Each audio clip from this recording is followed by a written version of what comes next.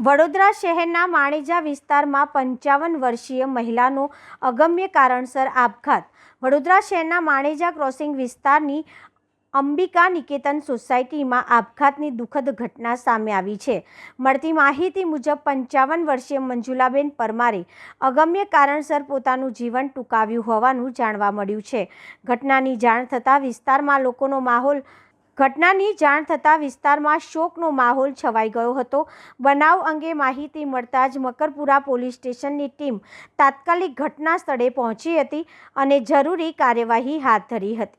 Police દ્વારા મૃતદેહને postmortem માટે હોસ્પિટલ ખસેડવામાં આવ્યો છે. હાલ સમગ્ર મામલે મકરપુરા પોલીસ દ્વારા વધુ તપાસ શરૂ કરવામાં આવી છે અને આપઘાત પાછળનું ચોક્કસ કારણ જાણવા પ્રયત્નો હાથ ધરાયા છે.